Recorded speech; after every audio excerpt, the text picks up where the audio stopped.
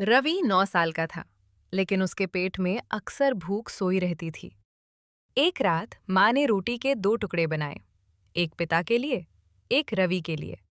माँ बोली, मैं खा चुकी हूँ। रवि जानता था माँ झूठ बोल रही है। उसने आधी रोटी पिता की थाली में रख दी और बिना कुछ बोले सो गया।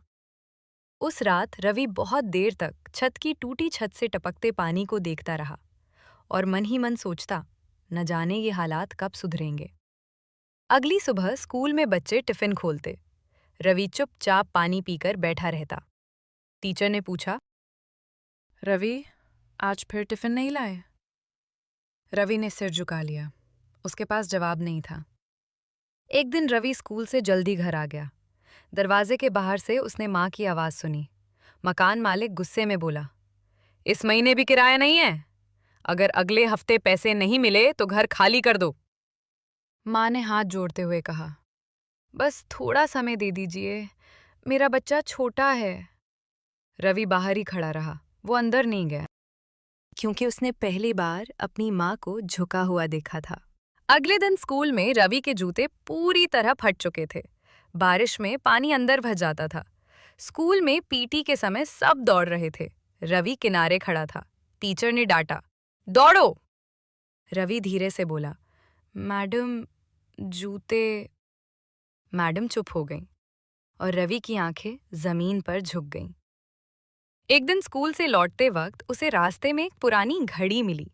घड़ी चमक रही थी, जैसे कह रही हो, उम्मीद अभी जिंदा है। वो घड़ी घर ले आया। रात को रवि ने घड़ी तकिए के पास रखकर सोया। सुबह माँ की आवाज आई, रवि, आज दूध वाला खुद पैसे मांगने नहीं आया, कह गया कल दे देना। माँ हैरान थी। रवि ने घड़ी की तरफ देखा। उसके चेहरे पर हल्की सी उम्मीद आई। दोपहर को दरवाजा खटका। पड़ोसन बोली, बहन, सुना है तुम्हारे पति बीमार हैं। मेरे घर में सिलाई का काम है, कर लोगी? माँ की आंखें भर आईं। रवि को लगा घड़ी काम कर रही है। शाम को पिता ने पहली बार खुद पानी मांगा। हफ्तों बाद उनके चेहरे पर रंग आया। डॉक्टर बोला, अब दवाइयाँ नियमित मिलेंगी, सरकारी योजना में नाम जुड़ गया है। रवि ने चुपचाप घड़ी को छुआ।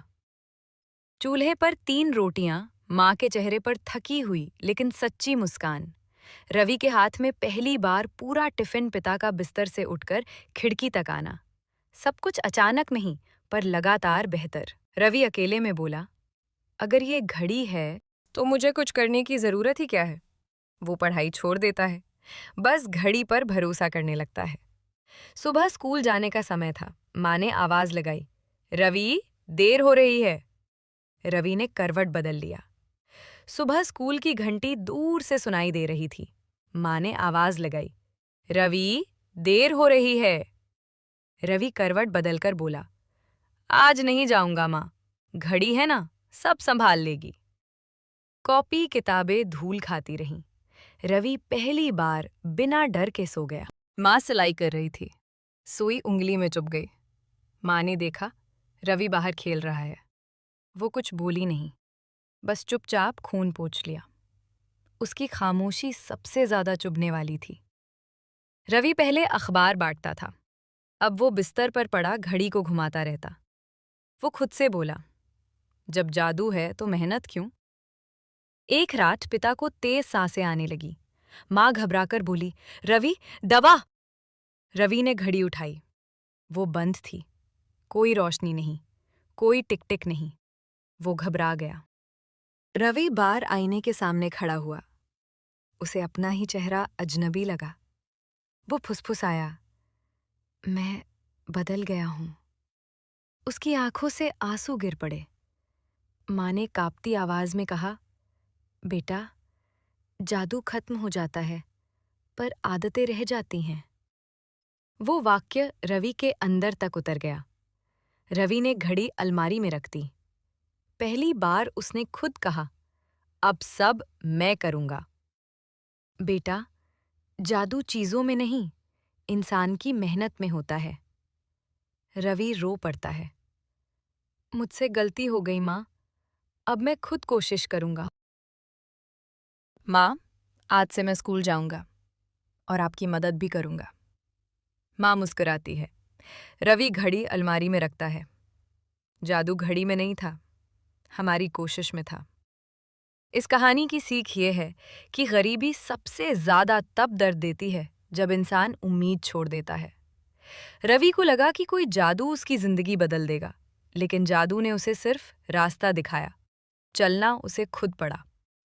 जब रवि मेहनत से भागने लगा तो हालात फिर बिगड़ने लगे, और जब उसने जिम्मेदारी उठाई तो बिना किसी जादू के भी जिंदगी संभलने लगी।